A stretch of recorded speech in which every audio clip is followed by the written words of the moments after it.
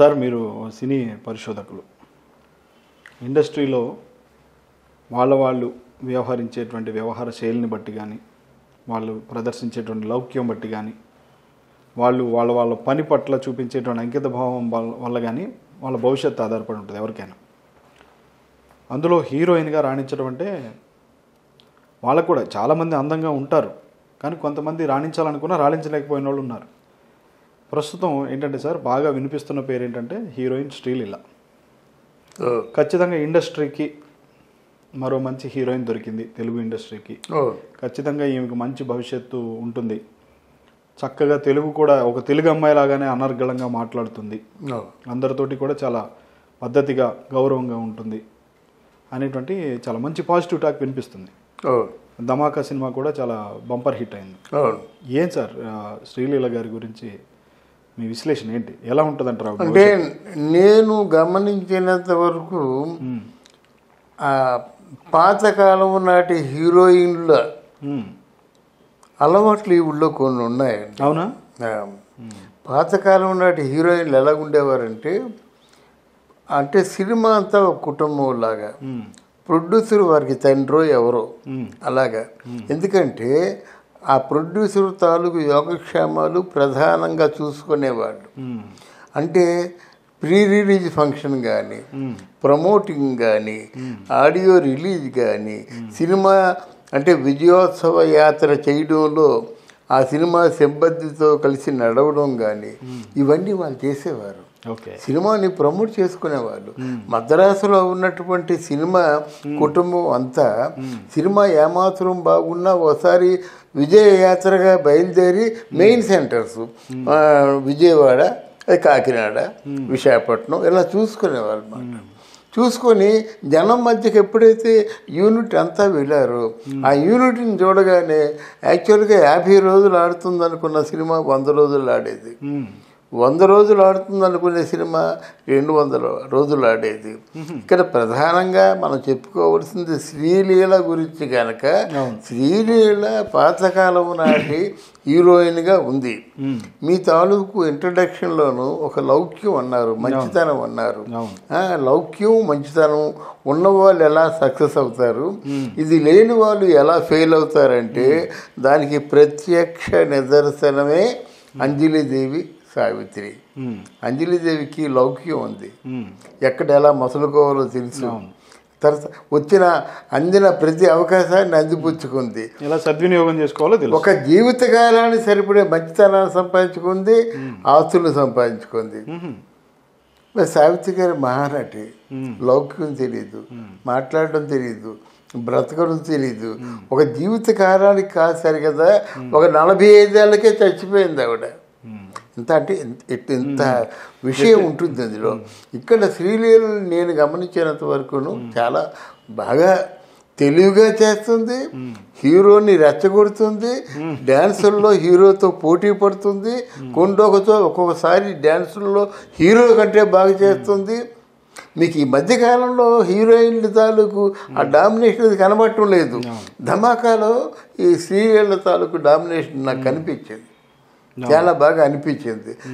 నిస్సందేహంగా రేపటి తరం హీరోయిన్ శ్రీలీలే. ఎందుకంటే అప్పుడు నెక్స్ట్ పక్కన రామచరణ్ పక్కన యాక్ట్ చేయాలన్నా, మళ్ళీ అల్లు అర్జున్ పక్కన యాక్ట్ చేయాలన్నా, ఇక్కడ తారక పక్కన యాక్ట్ చేయాలన్నా మనకున్న తాజా ఫ్రెష్ హీరోయిన్ ఎవరంటే శ్రీలీల.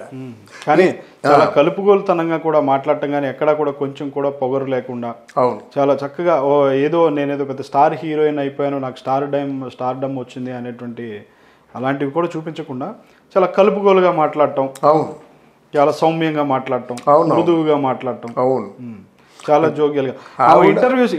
కొన్ని ఇంటర్వ్యూస్ కూడా ఇచ్చింది సార్. ఇంటర్వ్యూస్ ఇచ్చిన దాంట్లో కూడా చాలా ఇంట్లో ఎలా అయితే ఒక అక్క చెల్లెళ్ళు కూర్చొని మాట్లాడుకుంటారో అదే తరహాలో మాట్లాడింది అమ్మాయి. అవును, ఎందుకంటే ఈ మధ్యకాలంలో ఒక 10 ఇంటర్వ్యూస్ చూసుకుంటాను ఆవిడ.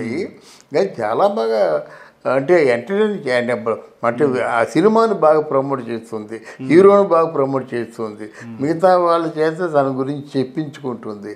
చాలా తెలుగుగా వ్యవహరిస్తుంది శ్రీలీల. డెఫినెట్గా అంటే వచ్చే కాలంలో మాత్రం శ్రీలీల మంచి రోల్ ప్లే చేస్తుంది. కానీ ఏ హీరో దగ్గర పెద్ద పెద్ద అగ్ర హీరోలు ఎవరైతే ఉన్నారో అగ్ర హీరోల దగ్గర నుంచి కూడా చూసినా కానీ మంచి ప్రశంసలు కూడా వస్తున్నాయి సార్ తనకి. అవును, ప్రశంసలు వస్తున్నాయంటే నెక్స్ట్ సినిమాలో బుక్ చేసుకుంటారు. ఎందుకు ప్రశంసలు అంటే నువ్వు తల్లి నువ్వు రెమ్యూనరేషన్ పెంచొద్దు, మీరు ఎంత ఇస్తారో తీసుకో అని చెప్పడం అవుట్రేడ్గా, అంతకంటే ఏముంది. అది కొంతకాలం మెయింటైన్ చేస్తే ఇప్పుడు సినిమా సక్సెస్ అయిన వెంటనే మీకు కోట్లు అంటే కుదరదు. అది ఒక నయనతారకే అది వర్కౌట్ అయింది, కానీ మిగతా హీరోయిన్లకి ఎవరికి వర్కౌట్ అవ్వలేదు. ఇప్పుడు కూడా నెంబర్ 1 12 కోట్ల రూపాయలు తీసుకున్నటువంటి హీరోయిన్ ఎవరైనా ఉన్నారు? 12 కోట్ల సార్? 12 కోట్లు. ఇప్పటికీ కూడా నయనతార. కానీ మిగతా వాళ్ళందరూ కూడా 4 కోట్లు 3 కోట్లు 2 కోట్లు ఇలాగా తీసుకుంటున్నారు. కానీ ఎన్ని సినిమాల తర్వాత ఆలోచించుకోవాలి. డబ్బు ప్రధానం కాదు, ముందు హీరోయిన్గా పేరు తెచ్చుకో, నటిగా పేరు తెచ్చుకో, మంచి యాక్టర్గా పేరు తెచ్చుకో. అలాగే ప్రొడ్యూసర్కి కానీ డైరెక్టర్కి కానీ సహకారం చేయలో నీ వంతు నీలాంటి ఆర్టిస్ట్ మరి లేదు అన్నట్టుగా పేరు తెచ్చుకో అని మనం చెప్తున్నాం అన్నమాట. మన ఆధ్యా టీవీ ద్వారా చెప్పేది ఏంటంటే we wish her all the very best. డెఫినెట్గా సార్. ఇంకోటి ఏంటంటే సార్, యాక్చువల్గా చాలామంది గతంలో కొన్ని మనం చూసాం ఇన్సిడెంట్స్. 2000-2002 ఆ సంవత్సరంలో ఆర్తి అగర్వాల్ ఓ టాప్ రేంజ్లోకి వెళ్ళిపోయింది. అవును, టాప్ రేంజ్లోకి వెళ్ళిపోయింది.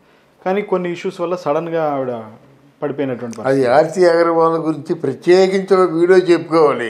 ఆవిడ సినిమాలో యాక్ట్ చేసింది, సినిమాలో యాక్ట్ చేయడం మానేసి ఆవిడ తలకాయ నొప్పి తజ్జనాలన్నీ ఎందుకండి, ఆ తరుణ్ గారిని ఎందుకు ప్రేమించాలి? పైగా ఆ ప్రేమించింది ఏదో ప్రాణప్రదంగా ప్రేమించేసింది. ఆ తరుణేమో వీళ్ళు పబ్లోకి వెళ్ళినట్టయితే ఆర్తి అగర్వాల్ చెల్లిని మామూలుగా ఏదో మగాళ్ళ కదా మగబుద్ధి కోతి బుద్ధి ఏదో ఉంటుంది. ఆర్తి అగర్వాల్ చెల్లిని ఏదో ముట్టుకున్నాడండి, ఫాట్ మన కొట్టింది. తరుణ్ కాదు, ఆర్తి అగర్వాల్ చెల్లిని. అంటే అంత పిచ్చిగా ప్రేమించేసింది అన్నమాట. తన జీవితంలో తరుణ్ తప్ప ఇంకెవరు లేరు. అంత పిచ్చిగా ప్రేమించింది కాబట్టి అది ప్రాణాంతకం అయింది. మరి ఆ ప్రేమించిన తర్వాత ఈయన తీరుకోగలిగాడా? తరుణ్ ఇంత వ్యాపారాలు చేసుకుంటున్నాడు, కానీ ఇప్పుడు 40 సంవత్సరాల దగ్గరకు వచ్చాయి, పెళ్లి చేసుకున్నాడా? అంటే నేను దీంట్లో ఇది కలపదలుచుకోలేదు, కానీ మీరు అడిగారు కనుక చెప్తున్నాను అన్నమాట. నేను అంటే ఎందుకు అడిగానంటే సార్, ఈ క్వశ్చన్ చాలామంది అంటే చాలా అరుదుగా స్టార్డమ్, ఇప్పుడు తర్వాత రకుల్ ప్రీత్ సింగ్ కానీ తర్వాత కాజల్కి కానీ మంచి పేరు వచ్చినాయి. వాళ్ళకంటూ స్టాండర్డ్గా సినిమాలు నిలబెట్టుకున్నారు. చాలా పెద్ద స్టార్డమ్ ఉంది వాళ్ళకి. అవును. అలాగే ఇప్పుడు శ్రీలీల పేరు బాగా వినిపిస్తుంది. ఇప్పుడు రేపు భవిష్యత్తులో ఆమె ఈ కనీసం ఒక 2-3 సంవత్సరాలు 4-5 సంవత్సరాలైనా కానీ ఆ స్టార్డమ్ అలా కొనసాగించాలన్నా, లేదా 10 ఏళ్ల పాటు కొనసాగించాలన్నా ఆవిడకి ఎలాంటి సూచన చేస్తారు ఒక సినీ విశ్లేషకులుగా? ఎలాంటి ఆ సినిమాల ఎంపికలో కానీ ఎట్లా జాగ్రత్తలు ఎలా తీసుకోవాలి? అంటే వృత్తిపరమైన జాగ్రత్తలు తీసుకోవాలండి. వృత్తిపరమైన జాగ్రత్తలు తీసుకోకపోతే నువ్వు యాక్ట్ చేయడానికి వచ్చినటువంటి హీరోయిన్ యాక్ట్ చేయు. ఈ ప్రేమలు ఎందుకు? సినిమా ప్రేమలు నిజం అనుకుంటున్నా నువ్వు? సినిమా ప్రేమల్లో సక్సెస్ అయిన వాళ్ళు ఎవరున్నారు చెప్పు? అంతే కదండి. అందువల్ల మరి ఆర్తి అగర్వాల్ ఎంతవరకు సక్సెస్ అయింది? మరి నువ్వు అట్లాంటి ప్రేమలో పెట్టుకోకూడదండి. నెట్గా నువ్వు పైకి రా, నెట్గా నువ్వు జీవితంలో నీ టాలెంట్ ఏదో నిరూపించు. అంతేగాని అది ఆర్తి అగర్వాల్ వీళ్ళందరూ ఆదర్శం కాదండి. వాళ్ళందరూ జీవితాన్ని పతనం చేసుకొని ఆ ప్రాణాంతకం. ఎలాంటి జాగ్రత్తలు చెప్తారు? ఆ స్టార్డమ్ అనేది మెయింటైన్ చేయాలండి. ఎందుకంటే ఒక పేరు రావటం కష్టం, కానీ పేరు వచ్చింది, ప్రజలు అభిమానిస్తున్నారు, ఆదరిస్తున్నారు చక్కగా. అంటే తనకు కూడా మంచి మాట తీరు కానీ ప్రజల ఆదరణ కలకాలం ఉండేలా చేసుకోవాలి ఆవిడ. అదే ఏం సూచన చేస్తారు? ఒక అంటే నటిగా వచ్చిన ఆవిడ నటిగా కొనసాగాలండి ఒకటి. తర్వాత ఏంటంటే సినిమాల ఎంపికలో ఎలాంటి జాగ్రత్తలు? సినిమా ఎంపికల్లో కథపరంగా కథలో ఎంతవరకు కేవలం గ్లామర్ డాలా లేకపోతే పెర్ఫార్మెన్స్ చేసే అవకాశం ఉందా చూసుకోవాలి. సినిమాని సినిమాలాగే తీసుకోవాలి, నటనలాగే తీసుకోవాలి. నటన యథార్థం, నటన నిజం, నటనే జీవితం అనుకుంటే చివరికి జీవితం కూడా ఒక నటనగా మిగిలిపోతుంది అన్నమాట. అందువల్ల స్త్రీలకి ఈ పరంగా ఆలోచన లేకుండా వృత్తిపరమైనటువంటి జాగ్రత్తలు, వృత్తిపరమైనటువంటి ఇటువంటి ఆ దీక్ష ఉండాలని మనం కోరుకుందాం. సో రాబోయే రోజుల్లో ఖచ్చితంగా అదే మంచి హీరోయిన్ అవుతుంది. అవునా సార్? అవును. ఆమె కూడా చాలా పెద్ద భారీ స్టార్డమ్ సొంతం చేసుకుంటుంది అంటారు. స్టాండర్డ్స్ చెప్తున్నాను కదండి, శ్రీలీల సూపర్ అంతేనంటారా? అంతే. Thank you very much sir.